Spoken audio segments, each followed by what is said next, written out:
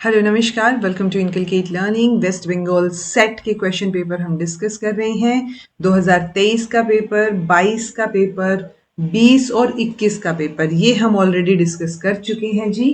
21 और 20 का उल्टा लिख दिया, ठीक है। एंड 2019 का पेपर हमें डिस्कस करना है। इसमें भी अगेन 100 क्वेश्चंस हैं। हम एक दो पार्ट में 50-50 करके इन क्वेश्चंस को डिस्कस करेंगे। आप जो है जब इन 50 क्वेश्चंस को अटेम्प्ट करके देखें, जो कि एजुकेशन के फील्ड में नेट सेट सब चीज़ों के लिए इंपॉर्टेंट है। ओके, तो जब आप इनको अटेम्प्ट करके देखिए तो मैं हर बार आपको बोलती हूँ कि आप जो है एक पेन पेपर लेके बैठिए। तो जो बच्चे ऑलरेडी इनकलकेट लर्निंग से जुड़े हुए हैं उनको पता है, दे नो द ड्रिल कि हाँ पेपर पेन लेके बैठना है और अटेम्प्ट करके देखना है। जो नए जुड़ रहे हैं उनके लिए एक बार वापस से बोल देती हूँ, क्योंकि इससे क्या होगा कि आप जो है एनालाइज कर पाएंगे। आप पहले क्वेश्चन को देखिए, भले ही पॉज करके वीडियो को, फिर आप जो है उसका आंसर करेक्ट मतलब ढूंढने की कोशिश कीजिए क्या रहेगा, और फिर जो है वीडियो को चला के वापस देखिए कि क्या आंसर सही है। ठीक है, इससे आप एनालाइज कीजिए कि आपके कौन से क्वेश्चंस गलत हो रहे हैं और क्यों गलत हो रहे हैं। ठीक है जी। सो 1 to 50 क्वेश्चंस हम डिस्कस करेंगे बिना किसी देर के। This is presented by me Raveena. Videos informative लगे तो इनकलकेट लर्निंग को लाइक शेयर सब्सक्राइब जो आप कर सकते हैं। It's absolutely free. Okay, so first question आपके सामने है। In the Indian perspective, who wrote man and his habitation, a study of social ecology. So point ये है कि इस तरीके का क्वेश्चन प्रॉपर फैक्चुअल क्वेश्चन है। आप जो प्रीवियस ईयर में इस तरीके का क्वेश्चन आया हुआ है, कोई बुक है, कोई चीज लिखने का पूछा गया है, वो आप अलग से अपने नोट्स में ऐड कर लीजिएगा, क्योंकि जो चीजें कहीं ना कहीं पूछी गई है वो दोबारा भी पूछी जा सकती हैं। ठीक है, सो इसलिए इस तरीके के क्वेश्चन से डरना नहीं है। जितना प्रीवियस ईयर क्वेश्चंस में या अलग अलग जगह पे जो पेपर हुए हैं ऑफिशियली, उनमें ऐसे क्वेश्चंस हैं, उनको ध्यान रख लीजिए। बाकी आपको सब कुछ रटने की जरूरत नहीं है। आंसर इसका बी रहेगा, राधा कमल Mukherjee. Which of the following represents most appropriate self-correlation coefficient in the context of reliability? तो reliability यानी विश्वसनीयता। तो आप जब reliability के context में कोई चीज देख रहे हो तो वो coefficient of stability होगा, internal consistency होगा, equivalence होगा या inter-item consistency होगा। So reliability overall stability से हम relate करेंगे कि बार बार जब आप रिजल्ट चेक कर रहे हो क्या वो सेम आ रही हैं, तो coefficient of stability जो है वो बेटर वर्ड हमारे लिए रहेगा। What is not modernization? क्या चीज मॉडर्नाइजेशन नहीं है? तो देखो, मॉडर्नाइजेशन में आप चेंज की बात करते हो, ठीक है। So progressive change in all walks of life. Westernisation, urbanisation भी एक तरीके से मॉडर्नाइजेशन का ही पार्ट रहेगा, या मॉडर्नाइजेशन की तरफ हम बढ़ते हैं उसकी वजह से। इंडस्ट्रियलाइजेशन में भी सेम चीज होती है, but westernization is like west का कल्चर या वेस्ट वाली चीजें आपने अडॉप्ट कर ली। That is not modernization, because आप किसी पर्टिकुलर जगह का कल्चर अगर अडेप्ट कर रहे हो या वहां का पहनावा, रहन सहन, चीजें, खान पान, वो चीज अडेप्ट करने की कोशिश कर रहे हो, तो उसको हम मॉडर्नाइजेशन नहीं बोलेंगे। मॉडर्नाइजेशन यूजुअली जो है वो अपन टेक्निकल टर्म्स में या फिर जो अपने साइंटिफिक टर्म्स में है चीजें, कि हाँ कुछ बदलाव हुआ है, चीजें हुई हैं, तो उसको हम मॉडर्नाइजेशन इंक्लूड कर सकते हैं। तो westernisation is not modernisation. Okay, कि आप वेस्टर्नाइज हो रहे हो तो आप अपने आप को मॉडर्न कहने लग जाओ, नहीं।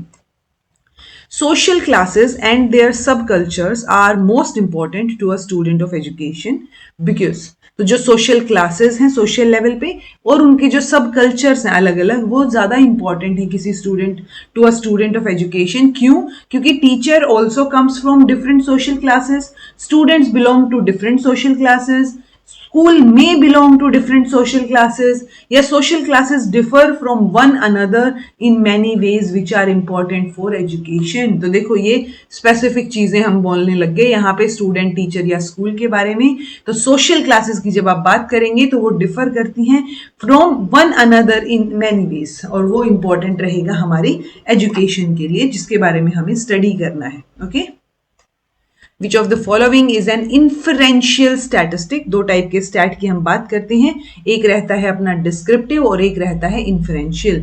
सो मीन, मीडियन, मोड या स्टैंडर्ड डेविएशन, वेरिएबिलिटी, डिस्पर्जन, ये सारी चीजें जो है वो डिस्क्रिप्शन में आएंगी।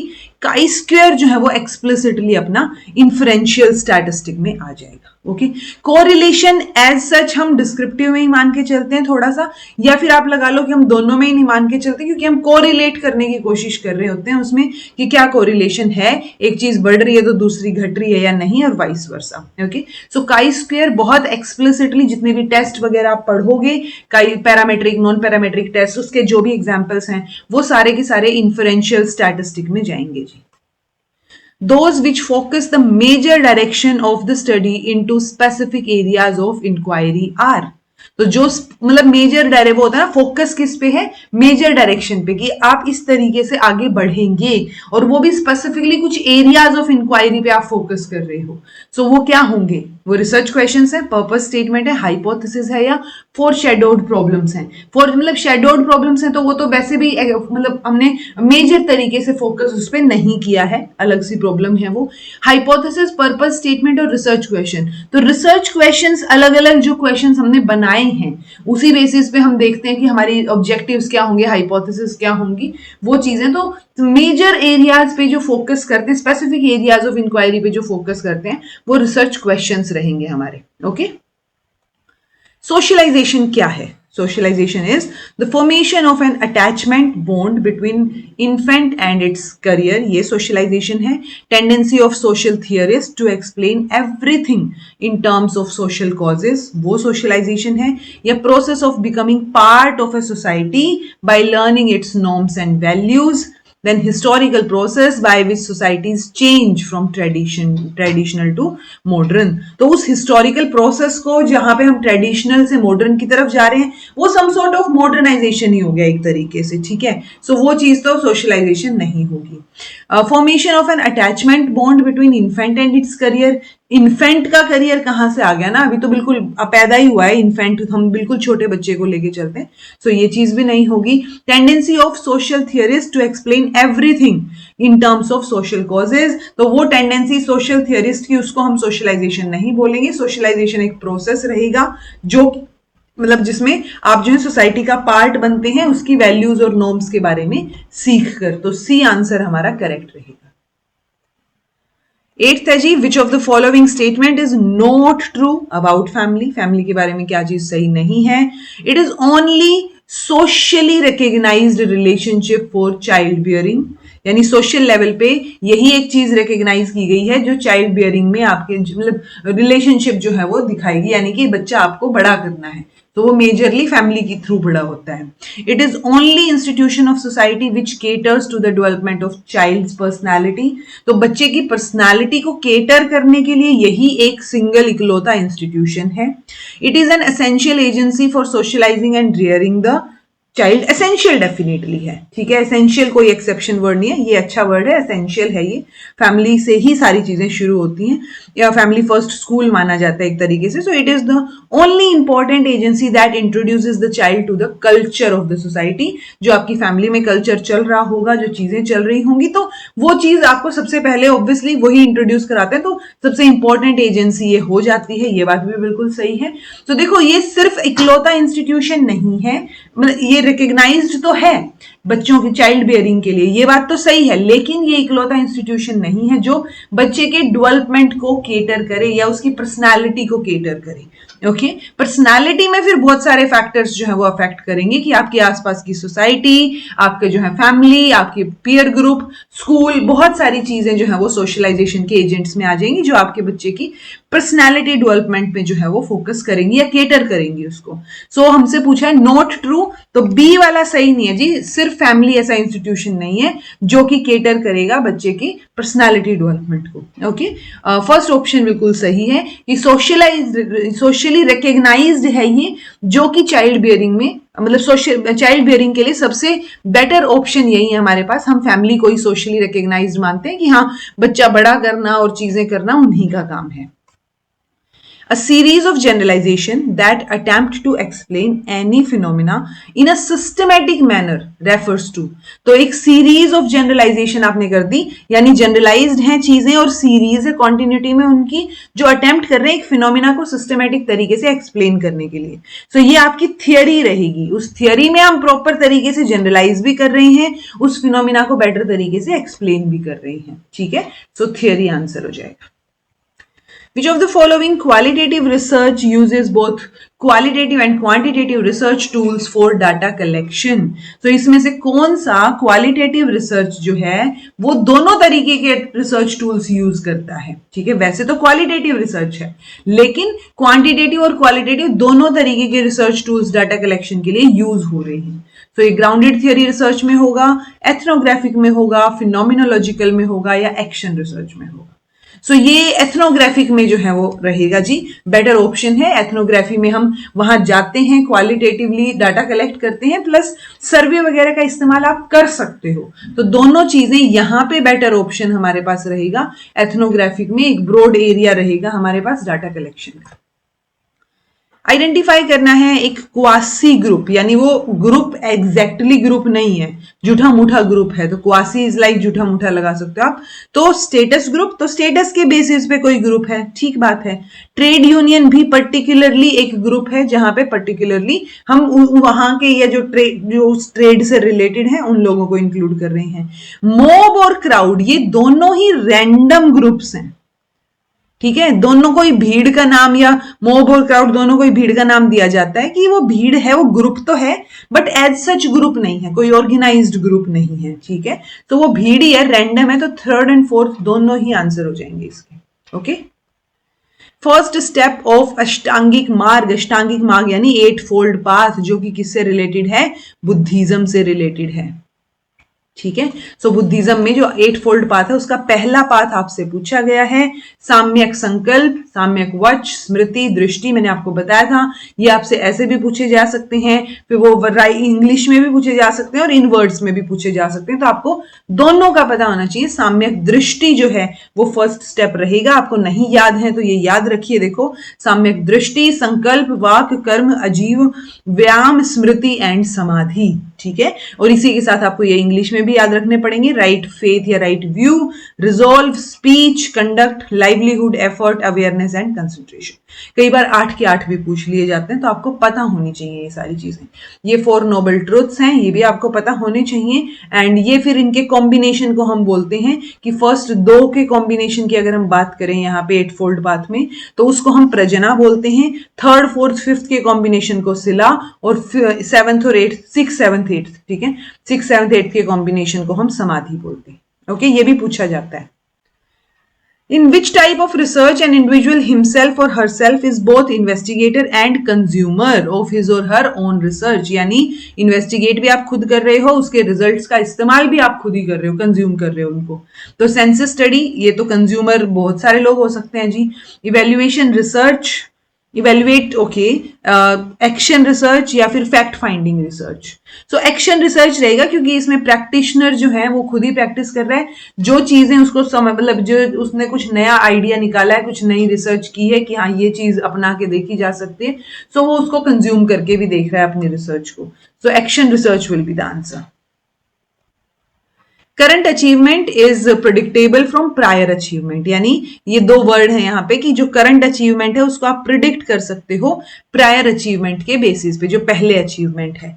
अब एक स्टडी है एमिंग टू एग्जामिन, क्या एम कर रही है? वो एम कर रहे हैं कि हमें इफेक्ट देखना है strategies on children's mathematic achievement उनका, और रिसर्चर जो है वो एक प्रायर अचीवमेंट का मतलब प्रायर अचीवमेंट का वेरिएबल या चीज जो है वो इंक्लूड कर देता है रिसर्च डिजाइन में.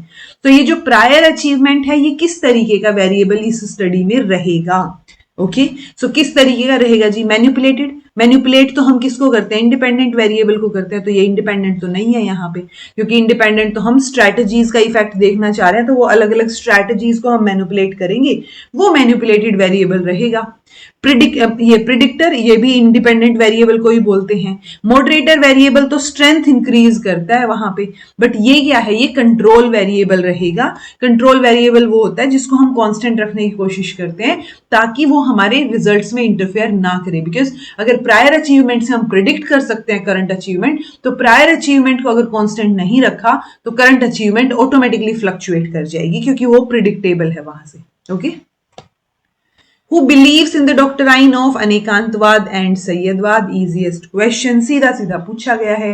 जैनिज्म इसका आंसर रहेगा। ये मैंने आपको कई बार बता रखे हैं। तो जो डॉक्ट्राइन्स हैं, जैसे डॉक्ट्राइन ऑफ इम्पर्मानेंस, वो आपकी बुद्धिज्म से रिलेट कर जाएगी। तो वो चीजें आपको पता होनी चाहिए, कुछ एक स्पेसिफिक चीजें। ओके, तो वो आपके रिविजन मैराथन में भी मैंने आपको करवा रखी है। Philosophers are those who are lovers of vision of truth. ये बात किसने बोली है? तो जैसे पहला क्वेश्चन था वैसा सही है, फैक्चुअल क्वेश्चन है, बट इसको आप नोट डाउन कर सकते हैं। सोक्रेटिस ने बोली है जी ये बात। Okay, arrange the following 4 noble truth. देखो ये बुद्धिज्म के जो हमने 4 नोबल ट्रूथ की बात की थी, ये अरेंज करने की कह रहे हैं उसको प्रॉपर सीक्वेंस में। तो मिजरी जो है वो रियलिटी है लाइफ की, ठीक है, ये पहली बात है, बिल्कुल सही है। एवरी मिजरी, हर एक मिजरी का या हर एक दुख का एक कारण होता है। वो जो दुख का कारण है उसकी कोई ना कोई दवाई भी होगी, रेमेडी भी होती है, और आप उससे छुटकारा भी पा सकते हैं, यानी फ्रीडम जो है उससे पॉसिबल है।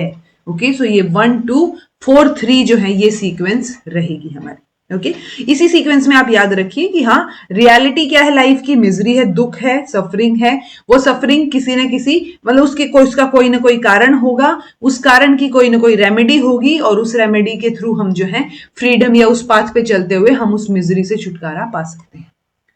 Which article provides the right to minorities to establish and administer educational institutions? तो मैंने recently कुछ टाइम पहले ही इससे रिलेटेड वीडियो बनाई थी कि जो इंपॉर्टेंट आर्टिकल्स हैं या जो एजुकेशन से रिलेटेड कॉन्स्टिट्यूशनल प्रोविजंस हैं, तो वो एटलीस्ट पता होने चाहिए। आंसर आर्टिकल 30 हो जाएगा। मतलब एग्जैक्ट चीजें हैं, ये फैक्चुअल हैं, आपको याद होंगी तो होंगी, नहीं तो नहीं पता होंगी। सो इट्स बेटर कि आपको ये चीजें पता हो। और मैंने जो एजुकेशनल प्रोविजंस की वीडियो बना रखी है उसका लिंक मैं डिस्क्रिप्शन बॉक्स में डाल दूंगी, वो जरूर देख लीजिएगा एक बार, ठीक है, इस तरीके के क्वेश्चंस के लिए। Implication of logical positivism is framing the content, determining the aim, teaching methodology, maintaining discipline. So logical positivism यानी ये मान के चलते हैं कि कुछ एक क्वेश्चन जो फिलोसफी से रिलेटेड होते हैं उनका आंसर हम लॉजिकली भी दे सकते हैं, ठीक है। तो ये लॉजिक पे या आंसर देने पे या प्रॉब्लम सॉल्विंग पे जा रहे हैं, तो वो मेथड, टीचिंग के फील्ड में जब हम बात करेंगे तो टीचिंग मेथोडोलॉजी की बात ज्यादा रहेगी। ओके, सो लॉजिकल पॉजिटिविज्म एक फॉर्म रहेगी पॉजिटिविज्म की, developed by members of Vienna circle, which consider कि ओनली मीनिंगफुल फिलोसॉफिकल प्रॉब्लम्स वही हैं जिनको हम लॉजिकल एनालिसिस से सोल्व कर सकते हैं। सो वो लॉजिकल एनालिसिस से जब आप प्रॉब्लम सोल्व कर रहे हो तो that's a method some sort of. So वो चीज जब आप एजुकेशन में यूज करोगे तो टीचिंग मेथोडोलॉजी जो है वो इम्प्लीकेशन रहेगा इसका लॉजिकल पॉजिटिविज्म का। A teacher can never truly teach unless he is still learning himself. एक लैंप जो है वो दूसरे को लाइट तब तक नहीं कर सकता जब तक उसकी खुद की फ्लेम ना जल रही हो, ठीक है। तो जब तक आप खुद नहीं जल रहे हैं तब तक आप दूसरे को लाइट नहीं प्रोवाइड कर पाएंगे, ठीक है। तो ये चीज किसने बोली है जी? बहुत अच्छी चीज है, कई बार पूछी गई है, इजी होना चाहिए ये क्वेश्चन तो आपके लिए। रविंद्रनाथ टैगोर जो है वो आंसर है। Which of the following is relevant for both research questions and hypothesis? दोनों के लिए क्या चीज relevant है? relevant एक से ज्यादा चीजें भी हो सकती हैं, बट मोस्ट अप्रोप्रिएट तक पहुंचने की हम कोशिश कर सकते हैं। Description of single variable, explaining relations among variables, exploration of central phenomena या narrowing the purpose statement in research।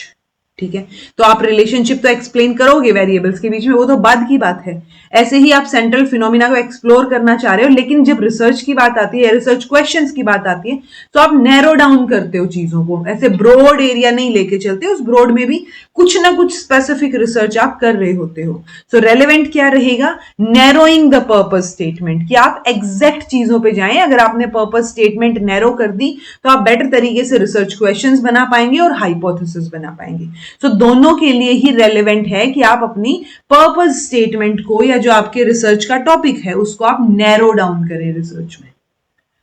External criticism in historical research refers to, तो हिस्टोरिकल रिसर्च में हम दो टाइप के क्रिटिसिज्म की बात करते हैं, external criticism, internal criticism. External criticism में हम जेन्युइनिटी की, ऑथेंटिसिटी की बात करते हैं, ठीक है। तो डायरेक्ट अगर देखा जाए तो जेन्युइननेस वाला आंसर आ सकता था, बट वो जेन्युइनिटी हम हिस्टोरिकल सोर्सेज की ओवरऑल जेन्युइनिटी देखते हैं उसकी, ठीक है, जो रिसर्च है उसकी।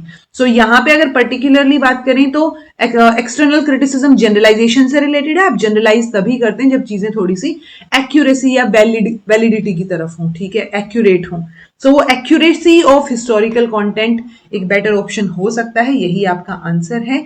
एक्सटर्नल, और अगर बिल्कुल एग्जैक्ट वर्ड्स की बात करें तो एक्सटर्नल क्रिटिसिज्म में आप जेन्युइननेस और ऑथेंटिसिटी ऑफ डाटा की बात कर सकते हो, ठीक है, कि जो डाटा आपने कलेक्ट कर लिया है वो कितना ऑथेंटिक या जेन्युइन है, वो तभी आप उसको क्या कर पाओगे, तभी मैंने ये डाटा कीजिए यहाँ पे जो कंटेंट है वो चीज हमने सेलेक्ट की कि कंटेंट की जो हिस्टोरिकल कंटेंट है उसकी एक्यूरेसी की बात हो रही है, उस डाटा की बात हो रही है। इंटरनल क्रिटिसिज्म में हम वैलिडिटी या क्रेडिबिलिटी या कंटेंट की वर्थ कितनी है उसको देखते हैं। तो ये फर्स्ट आंसर दे रखा है जी, इसको हम हाँ जस्टिफाई कर सकते हैं। प्रैग्मेटिज्म एक मिडवे है किस किस के बीच में, नेचुरलिज्म आइडियलिज्म के बीच में, आइडियलिज्म ह्यूमनिज्म, आइडियलिज्म रियलिज्म, या फिर रियलिज्म एंड नेचुरलिज्म। तो देखो नेचुरलिज्म और आइडियलिज्म दो एक्सट्रीम हैं, ओके। सो आइडियलिज्म में हम बिल्कुल ही इट्स लाइक सोल को मान रहे हो, भगवान को मान रहे हो, सारी चीजों को मान रहे हो। नेचुरलिज्म में आप जो है उस वो उतना ही डिसिप्लिन भी नहीं कर रहे हो जितना आइडियलिज्म में है, स्ट्रिक्ट डिसिप्लिन। नेचुरलिज्म दूसरा फ्रीडम के वे में थोड़ा सा अलग लेवल का एक्सट्रीम हो गया कि बस नेचर में छोड़ दो, वही सिखाएगी जो सिखाएगी, ओके। सो ये दो एक्सट्रीम के बीच में प्रैग्मेटिज्म जो है वो एक मिडवे आपको देखने को मिलेगा कि हाँ आप एक्शन की बात कर रहे हो, ऐसा भी नहीं है कि आपने कंप्लीटली नेचर में छोड़ दिया है और ऐसा भी नहीं है कि आप कंप्लीटली रेस्ट्रिक्ट कर रहे हो या स्ट्रिक्ट डिसिप्लिन अपना के चीजों के आगे बढ़ रहे हो, ठीक है। तो इसलिए फर्स्ट ऑप्शन बिल्कुल सही रहेगा, नेचुरलिज्म और आइडियलिज्म जो दो एक्सट्रीम्स हैं उनके बीच में एक मिडवे आपको प्रैग्मेटिज्म के रूप में मिल जाएगा। Which one is not under the process of existentialism? तो existentialism में हम human existence की बात करते हैं, self की बात करते हैं मेजरली। So teacher जो है वो main pillar है for the of the entire educational process. Teacher is to help the students towards realizing the self, उसमें help करेगा। Teacher help करता है learner को to establish the relationship between being and non-being, या फिर guidance, under the guidance of teacher student should try to realize the self। तो self की बात डेफिनेटली रहेगी कि टीचर सिर्फ हेल्प कर रहा है, गाइड कर रहा है उसको कि आप सेल्फ को पहचान पाओ, रियलाइज कर पाओ सेल्फ को, ठीक है। तो ये दोनों चीजें तो ठीक हैं। हमसे नोट पूछा है तो जब टीचर हेल्प कर रहा है रियलाइज करने में तो वो मेन पिलर भी हो गया, बट टीचर एक रिलेशनशिप एस्टेब्लिश नहीं करेगा। रिलेशनशिप तो आप खुद ही एस्टेब्लिश करोगे सारी चीजों के बीच में, टीचर सिर्फ हेल्प कर रहा है आपको खुद को समझने के लिए, ओके। तो नॉट अंडर द प्रोसेस के अकॉर्डिंग जो है आपका सी आंसर हो जाएगा जी। Which one is not the correct method of education according to Advait Vedanta? तो ये वैदिक फिलोसफी में, वैदिक जो आपका है एजुकेशन, उसमें भी एक बार हमने बात की हुई है। तो श्रवण, सुनना, मनन एंड निधि ध्यासना, यानी सुनना, उसके बारे में सोचना, क्रिटिकल थिंकिंग की बात हो रही है, चिंतन करना और वो सब। तो ये तीनों चीजें मैंने आपको बता रखी थी। कर्म विधि करके कोई भी करेक्ट मतलब मेथड ऑफ एजुकेशन यहाँ पे प्रोवाइड नहीं किया गया है और नोट ही हमसे पूछा गया है, ओके। तो सुनना, समझना और उसके ऊपर जो है वो रिफ्लेक्ट बैक करना। A distribution of achievement test score where only a few students obtained low score, यानी कि एक डिस्ट्रीब्यूशन है जिसमें कुछ एक कोई कम मार्क्स मिले, दैट मीन्स जो मीन है उससे ज्यादा नंबर है बच्चों की। तो मीन, बहुत सारे बच्चे ऐसे हैं जिनके मीन से ज्यादा नंबर है, मीन यहाँ पे कहीं है अपना मीन, मीडियन एंड मोड। तो ये क्या रहेगा, ये किस तरीके की स्क्यूनेस आपको देखने को मिलेगी, normal probability curve, positive skewness, negative skewness मैंने आपको करवा रखी है, कोई कंफ्यूजन आपको होना नहीं चाहिए। आंसर जो है इसका नेगेटिवली स्क्यूड डिस्ट्रीब्यूशन हो जाएगा, इस तरीके का कुछ दिखेगा। ये देखो मीन से ज्यादा में है सारे के सारे बच्चे मोस्टली, तो बहुत कम बच्चों के नंबर जो है वो कम है, ठीक है। जिनके बराबर बराबर हैं कि कम वाले भी इतने ही हैं, ज्यादा वाले भी उतने ही हैं, तो वो अपना नॉर्मल या no skewed, normal probability curve हो गया जहां मीन, मीडियन, मोड बराबर होता है, और ये अपना पॉजिटिव स्क्यूनेस हो गया। इसमें मेजरली मीन, मीडियन, मोड सारे ही बराबर हैं। यहाँ पे मीन जो है वो कम है मीडियन से, तो वही चीज होगी मीन, मीडियन एंड यहाँ पे मोड आ जाएगा। अगर आप पूरा लिख रहे हो तो यहाँ पे क्या आ जाएगा, वापस से इधर आ जाएगा मीन, मीडियन और मोड। तो ये भी पूछ लिया जाता है सीक्वेंस की मीन, मीडियन, मोड किसका क्या सीक्वेंस है पॉजिटिव नेगेटिव स्क्यूनेस में। तो ये चीज आपको पता हो, जब मीन से ज्यादा है बहुत सारे बच्चे, दैट मीन्स वो टेस्ट जो है वो कंपैरेटिवली इजी था और सब बच्चों के मार्क्स अच्छे हैं। यहाँ पे जब मीन से भी कम है बहुत मोस्टली बच्चों के मार्क्स मीन से कम है, तो वो जो है वो एवरेज से भी कम हो गए सारे के सारे, तो यानी टेस्ट डिफिकल्ट था और बच्चे जो है वो उसको अटेम्प्ट नहीं कर पाए. It will be positive skewness. Setting up of Navodaya Vidyalayas, a space-setting educational institution in India, is the outcome of. तो नवोदय विद्यालय कौन सी पॉलिसी या कौन से जो है कमीशन का आउटकम है? सो ऑब्वियस सी बात है जी, ये बहुत लेटर आए थे, तो 1986 की पॉलिसी का आउटकम ये आपको देखने को मिलेंगे. वहां पे हमने रूरल यूनिवर्सिटी की भी बात की है 1986 की पॉलिसी में. हमने और मेजर चीजें, ऑपरेशन ब्लैक बोर्ड भी यहीं से निकला है, डाइट्स भी यहीं से रिकमेंड होके आगे चली हैं, डाइट्स जो हैं, ठीक है, DIETS. और उसके बाद अगर आप बात करेंगे, फिर इसमें रिव्यू कमेटी हमारी बैठती है, तो रामामूर्ति रिव्यू कमेटी. तो ये स्टोरी से आपको याद होनी चाहिए. स्टोरी से याद होगी तो आप ऑटोमेटिकली आपको हर एक क्वेश्चन पे रिवीजन हो जाएगा उन चीजों का. ओके, तो वो आपको पता होनी चाहिए. इस डॉक्यूमेंट का वो क्या है, क्या बोलते हैं, टॉपिक नहीं, डॉक्यूमेंट का नाम, टाइटल. सो इस डॉक्यूमेंट का टाइटल क्या है वो आप मुझे बताइएगा, जो नेशनल पॉलिसी ऑन एजुकेशन है. और फाइनली एक और कमेटी है रामामूर्ति के अलावा जिसको रिलेट किया जाता है और जिसके बाद अपना 1992 का प्रोग्राम ऑफ एक्शन आया था, उस कमेटी का नाम भी बताइएगा कमेंट में. Okay. Basic structure of India's constitution is based on the combination of following two, यानी चार में से किस दो का? तो ऑटोक्रेट नहीं है जी, डिक्टेटरशिप नहीं है, डेमोक्रेसी है और सेक्युलरिटी है. सबको बराबर मानते हैं और डेमोक्रेसी हमारे यहाँ है कि हम डिस्कशन करते हैं या पार्टिसिपेशन है सबका उसमें अपनी जो सरकार चुनने में या बाकी चीजों में. तो आंसर फर्स्ट एंड फोर्थ हो जाएगा. Ethnographic research in education involves, तो एजुकेशन के फील्ड में एथनोग्राफिक रिसर्च क्या क्या इंक्लूड करेगी? Generation of hypothesis as a continuing activity या formulation of hypothesis as one step activity.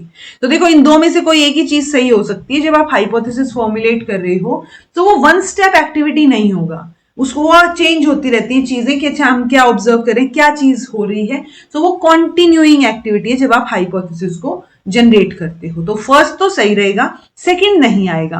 अगर सेकंड नहीं आएगा और फर्स्ट आएगा तो वो यहां से भी हमारा आंसर निकल गया कि फर्स्ट और थर्ड होना चाहिए. फोर्थ वाला, थर्ड और फोर्थ में भी कहीं ना कहीं सेम सी चीजें. देखो, डिस्कार्डिंग हाइपोथेसिस जो सपोर्ट नहीं कर रही है आपके data, not supported by your data during the study. तो जो आपने जो डाटा निकाला है वो उस हाइपोथेसिस को सपोर्ट नहीं करा, तो आप उसको डिस्कार्ड कर रहे हो. या फिर टेस्टिंग हाइपोथेसिस, जो आपको डाटा मिला है उस बेसिस पे.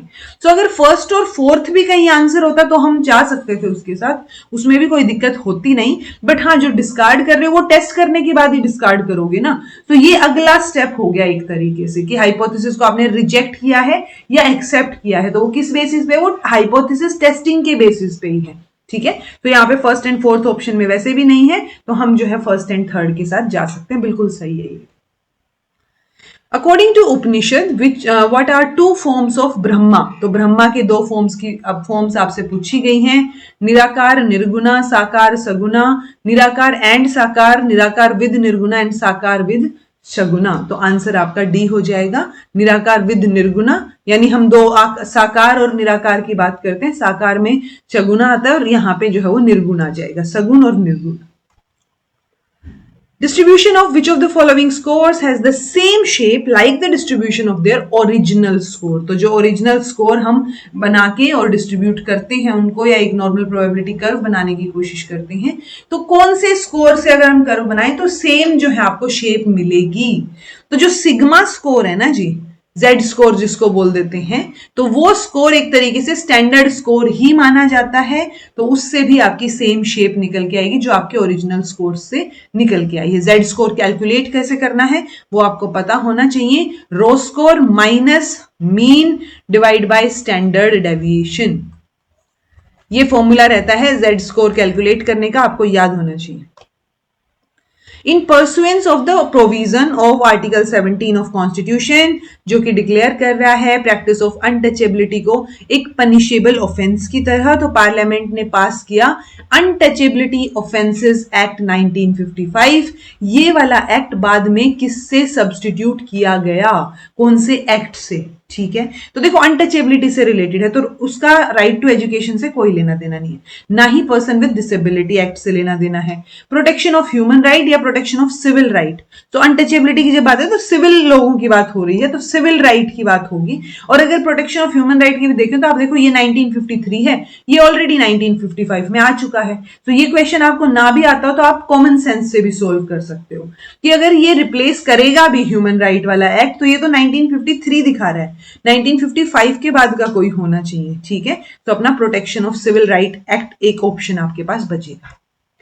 इसी तरीके से एलिमिनेशन मेथड से आपको चीजें सोल्व करनी है, बेटर तरीके से सोल्व कर पाएंगे आप। Which of the following teacher is more helpful to learners, तो कौन सा टीचर इनमें से ज्यादा हेल्पफुल रहेगा? जिस टीचर के पास एडिक्वेट नॉलेज है, परफॉर्मेंस है और कमिटमेंट कॉम्पिटेंसीज हैं, या फिर टीचर के पास हाई नॉलेज कॉम्पिटेंसी है, या बेटर परफॉर्मेंस कॉम्पिटेंसी है, या हाई नॉलेज है और परफॉर्मेंस कॉम्पिटेंसीज है। सो देखो चाहे कितनी भी हाई नॉलेज हो, अगर टीचर कमिटेड नहीं है ना अपनी जॉब के प्रति, तो वो टीचर नहीं मतलब हेल्पफुल रहेगा लर्नर्स के लिए। तो सबसे ज्यादा हेल्पफुल वो टीचर रहेगा जहां पे कमिटमेंट कॉम्पिटेंसीज भी हो, यानी नॉलेज एडिक्वेट प्रॉपर नॉलेज है वो भी चलेगी, ठीक है। उस हाई नॉलेज का क्या करोगे जो टीचर शेयर ना करना चाह रहा हो या कमिटेड ना हो अपने पैशन की तरफ या अपने जो है प्रोफेशन की तरफ। ओके, सो ए आंसर जो है वो बेटर रहेगा जी।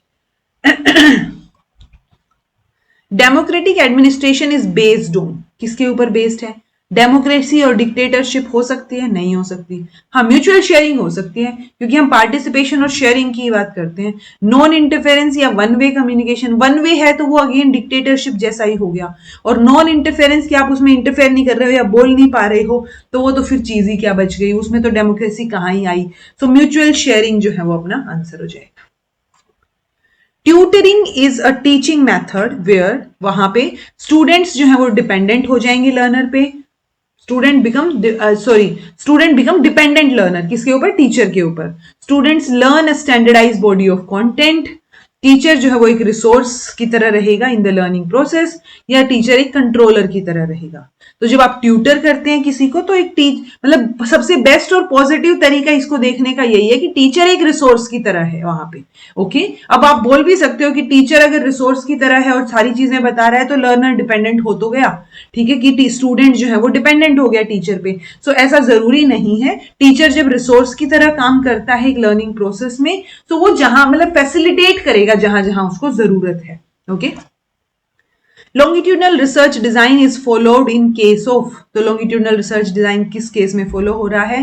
हिस्टोरिकल रिसर्च में, सर्वे रिसर्च में, या ग्राउंडेड थ्योरी में, या एक्शन रिसर्च में?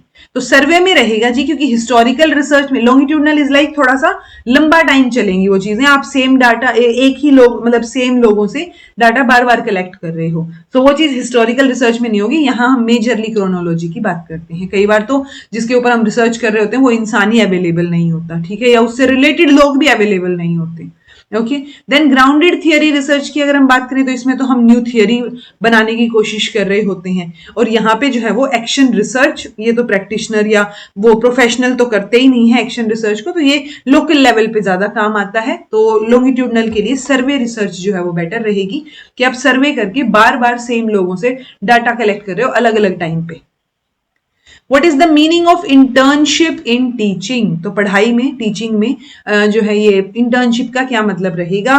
Practice classroom teaching in school system during pre service teacher education programme, supervising in service teacher activity in class in school system, school experience program on regular basis for a short duration in pre-service teacher education program, experiencing co-curricular activities in school system during pre service teacher education programme. तो देखो बात ऐसी, internship होती किस लिए है? Experience के लिए है। देखो ये भी ठीक है वैसे तो कि प्रैक्टिस क्लासरूम टीचिंग हो रही है यहाँ पे, स्कूल में जाके हो रही है स्कूल सिस्टम में, बट सी ऑप्शन ज्यादा बेटर है बिकॉज ये बता रहा है आपको क्लियरली कि रेगुलर बेसिस पे है आपका जो स्कूल एक्सपीरियंस प्रोग्राम है और शॉर्ट ड्यूरेशन के लिए है। लाइक बीएड या एमएड में जब आप जो है 1 मंथ इंटर्नशिप करते हो स्कूल लेवल पे, तो वो जो 1 मंथ इंटर्नशिप है वो 1 मंथ जो है आपका क्या किस में रहेगा? 100% अटेंडेंस जो है वो यहाँ जरूरी होती है, कंपल्सरी होती है, ठीक है। तो आपको रोज जाना है, रेगुलर बेसिस पे आपको एक्सपीरियंस जो है यहाँ देखने को मिलेगा। Destiny of India is now being shaped in her classrooms. This explains significantly the role of school in the process of. तो यानी आप इंडिया की डेस्टिनी अगर क्लासरूम से तय कर रहे हो तो स्कूल का जो रोल है वो बहुत मेजर रोल हो गया ना, किसमें? नेशन के डेवलपमेंट में, क्योंकि नेशन की डेस्टिनी की बात हो रही है, ओके, ना कि सोशलाइजेशन, सोशल स्ट्रेटिफिकेशन या फिर सोशल चेंज की। तो C is the only right correct option, okay. और destiny of India is now being shaped in her classroom, या कई बार हम बोलते हैं ना कि अगर आपको किसी देश का भविष्य देखना है तो आप उसके क्लासरूम में झांक के देखिए। ये बात किसने बोली थी वो आप मुझे कमेंट करके बताइएगा, कौन से कमीशन ने। मैं आपको नाम दे देती हूं, ये जो है मुदालियर कमीशन और कोठारी कमीशन, देन आपका NEP 2020 और NEP 1986, ठीक है। तो इन चार में से क्या ऑप्शन रहेगा वो आंसर मुझे बताइएगा। Guidelines for partnership between schools at elementary level aims at. तो पार्टनरशिप बिटवीन स्कूल्स यानी एलिमेंट्री लेवल पे जब आप पार्टनरशिप की बात कर रहे हो तो उससे रिलेटेड जो गाइडलाइंस हैं वो मेजरली किस पे फोकस करेंगी? To facilitate inter school transfer of teachers, यानी पार्टनरशिप के चक्कर में आप इंटर स्कूल ट्रांसफर कर पाओ। To develop school plan for cluster of schools, या फिर मतलब आप जो है क्लस्टर ऑफ स्कूल्स जो हम बनाते हैं कई स्कूल्स का कंबाइन करके, तो उनके लिए आप जो है एक प्लान डेवलप कर पाओ। To install a spirit of sharing, caring and togetherness, या to generate financial resources for their efficient and effective use. तो हम साथ के लिए करते हैं जी ये, ठीक है, कि एक स्पिरिट ऑफ शेयरिंग और केयरिंग और टुगेदरनेस जो है वो आप में आए। अब वो शेयरिंग फिर टीचर की भी हो सकती है कि ठीक है आज वहां पे कोई टीचर नहीं है तो आप जो है वहां पे जाके पढ़ा रहे हो, ठीक है। सो वो शेयरिंग, केयरिंग, टुगेदरनेस जो है वो मेजर चीज है जब पार्टनरशिप बिटवीन स्कूल्स की बात आएगी। फुल फॉर्म ऑफ मूक, ये पहले भी कई बार पूछी जा चुकी है, मैसिव ओपन ऑनलाइन कोर्सेज, तो बी ऑप्शन हो जाएगा। J.S. Ranjuli's three-trait definition of giftedness includes high level of task commitment and creativity with। तो बेसिकली ये नया क्वेश्चन आपके लिए हो सकता है, गिफ्टेडनेस की 3 ट्रेट डेफिनेशन, यानी गिफ्टेडनेस से आप क्या समझते हैं? तो एक तो आप क्रिएटिव हो, एक आप लेवल ऑफ टास्क कमिटमेंट कितनी है कि आप कितने कमिटेड हैं उस टास्क के लिए, और तीसरी चीज क्या रहेगी वो आपसे पूछी है। तीसरी चीज बोल रहे हैं कि ये सुपीरियर स्पेसिफिक एबिलिटी हो, अबव एवरेज जनरल एबिलिटी हो, या अबव एवरेज जनरल या स्पेसिफिक एबिलिटी हो, या सुपीरियर जनरल एबिलिटी हो। सो ये अबव एवरेज जनरल और स्पेसिफिक एबिलिटी की बात करते हैं जी, तीसरी चीज, यानी J.S. रैंजुली का आप ये नई चीज याद रख सकते हो कि ये 3 ट्रेट डेफिनेशन की बात करते हैं गिफ्टेडनेस की, कि ये गॉड बोल देते ना, तो गॉड गिफ्टेड बच्चा है, तो गॉड गिफ्टेड या गिफ्टेड आप किसको मानोगे? तो जोसेफ रैंजुली के अकॉर्डिंग 3 ट्रेट अगर हैं तो उसको आप गिफ्टेड बोलोगे। इसको 3 रिंग कॉन्सेप्शन भी बोलते हैं, ठीक है। और इसमें 3 चीजें कौन कौन सी हैं? एक तो एवरेज एबिलिटी, अबव एवरेज आपकी एबिलिटी हो, अब वो एबिलिटी आपकी जनरल भी हो सकती है, स्पेसिफिक भी हो सकती है।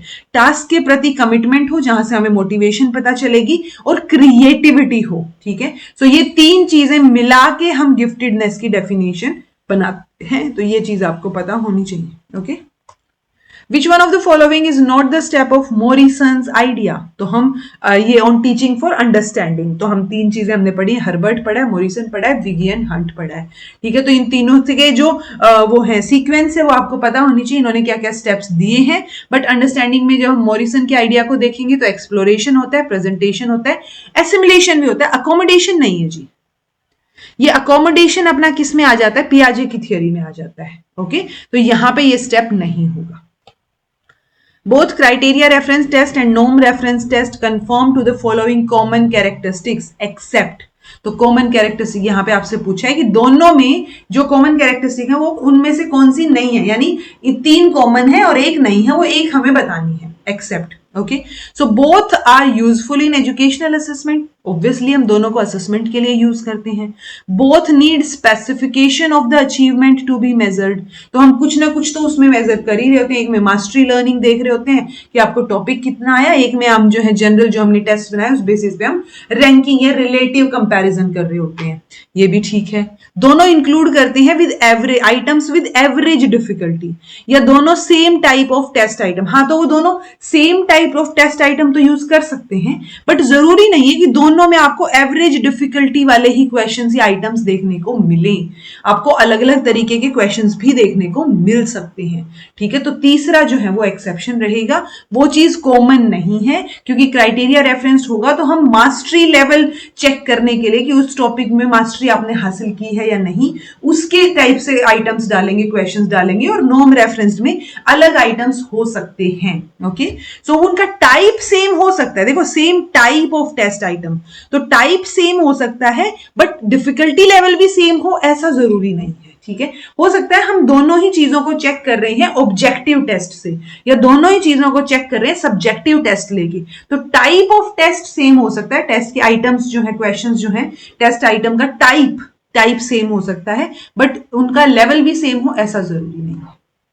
Internal validity of research refers to, तो इंटरनल और एक्सटर्नल दो टाइप की वैलिडिटी की हम मेजरली बात करते हैं, तो ये जनरलाइजेबिलिटी ऑफ रिजल्ट की बात करती है external validity.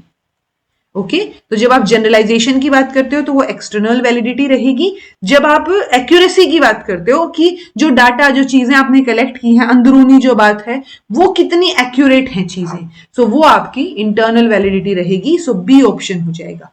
Consistency in data collection, data collection को कंसिस्टेंट बनाना, उसको इंटरनल वैलिडिटी नहीं बोलते कि आप कंसिस्टेंटली डाटा कलेक्ट कर रहे हो, या रेप्लिकेशन हो रहा है स्टडीज का सिमिलर सेटिंग में, that is also not internal validity. Criteria reference measurement is associated with the, तो क्राइटेरिया रेफरेंस किससे एसोसिएटेड है? मास्टरी लर्निंग से, ग्लासर के मॉडल ऑफ टीचिंग से, कॉन्सेप्ट अटेनमेंट मॉडल से, या फिर बिहेवियर मॉडिफिकेशन मॉडल से, तो obviously criteria reference mastery learning से रिलेटेड है, इसमें तो आपको सेकंड थॉट आना ही नहीं चाहिए। ओके, क्योंकि मेजर डिफरेंस ही हम क्राइटेरिया रेफरेंस में और नॉर्म रेफरेंस में देखते हैं कि नॉर्म वाले में हम कंपेयर कर रहे हैं, यहां पे हम मास्टरी लर्निंग चेक कर रहे हैं। Diversified courses are essential in school system to meet the challenges arising out of, तो diversified courses बहुत जरूरी हैं स्कूल सिस्टम में, कौन से चैलेंजेस से डील करने के लिए? तो वो चैलेंजेस जो कि अराइज आउट हो रहे हैं, निकल के आ रहे हैं किससे? Equality of educational opportunity. अगर एजुकेशनल अपॉर्चुनिटी इक्वल ही मिल ही रही है फिर तो कोई दिक्कत ही नहीं है ना, फिर क्या चैलेंज निकल के आएगा, राइट? सोशल इक्वालिटी, अगर इक्वालिटी है अगेन, अब नेचुरल इक्वालिटी है या फिर नेचुरल इनइक्वालिटी है, या फिर इनइक्वालिटी ऑफ एजुकेशनल अपॉर्चुनिटी है। तो डाइवर्सिफाइड कोर्सेज इसलिए जरूरी हैं जो हम एजुकेशन के फील्ड में इक्वल अपॉर्चुनिटीज प्रोवाइड नहीं करेंगे, इनइक्वल अपॉर्चुनिटीज अगर होंगी तो उससे बहुत सारे चैलेंजेस हमें देखने को मिलेंगे, इसलिए हमें डाइवर्सिफिकेशन की जरूरत पड़ेगी। ओके, मैस्लो के according needs grow stronger when unsatisfied, जब आप सेटिस्फाइड नहीं होते किसी चीज से तो आपकी नीड्स जो है वो ग्रो करती रहती है। तो मैस्लो ने इन नीड्स को क्या बोला है? तो जो पूरी नहीं हो पा रही है, ऑब्वियस सी बात है ना, तो जो आपको एक जो है अनसेटिस्फेक्शन की फीलिंग्स दे रही हैं, तो वो डेफिशिएंसी नीड हुई, यानी डेफिशिएंट है आप किसी चीज में, कि आपके पास कमी है किसी चीज की, और that's why you are not satisfied. ठीक है, तो नीड्स फिर और स्ट्रॉन्ग हो जाएंगी, तो डेफिशिएंसी नीड रहेगा, ना कि ग्रोथ प्राइमरी या being needs. The EduSet failed to fulfill its objectives effectively due to, तो जो EduSet फर्स्ट एजुकेशन सैटेलाइट हम लोगों ने लगाया था वो क्यों नहीं अपना जो है ऑब्जेक्टिव को बहुत बेहतर तरीके से फुलफिल कर पाया? क्योंकि due to inability to have a robust management structure, deficiency in actual implementation, deficiency in planning for network connectivity, या lack of establishment of interactive terminals in the institution. तो देखो एजुसेट सैटेलाइट तो लग गया, अब वो सैटेलाइट कनेक्टिविटी तो दे सकता है सब जगह पे देखा जाए तो, बट इंप्लीमेंट करते टाइम आपको जो इंस्टीट्यूशंस है वहां पे तो टर्मिनल लगाने पड़ेंगे ना, इंटरैक्टिव टर्मिनल, जहां पे आप इंटरैक्ट भी कर पाओ। ठीक है, सो वो एस्टेब्लिशमेंट नहीं हो पाई है एक तरीके से, वो जो लैक है उस वजह से जो है ये इफेक्टिवली अपने ऑब्जेक्टिव्स को फुलफिल नहीं कर पाया है। ओके, क्योंकि एक्चुअल इंप्लीमेंटेशन में डेफिशिएंसी कंप्लीट इंप्लीमेंटेशन की बात हो जाती है, बट हमने एजुसेट का इंप्लीमेंटेशन तो किया ही है, एजुसेट तो लगा ही दिया, बट बाद में जो वो इंटरैक्टिव टर्मिनल्स भी लगने चाहिए थे वो एस्टेब्लिश नहीं हो पाए।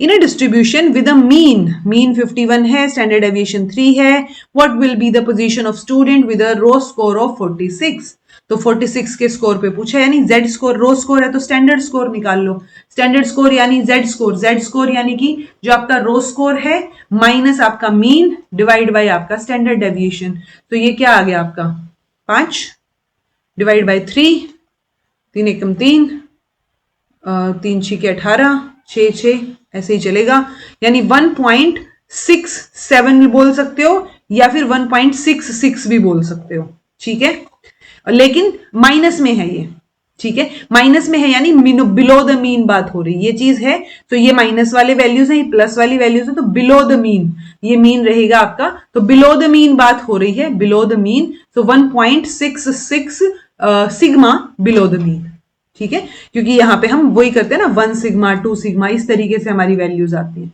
तो ये अपना जेड स्कोर निकल जाएगा, ठीक है जी।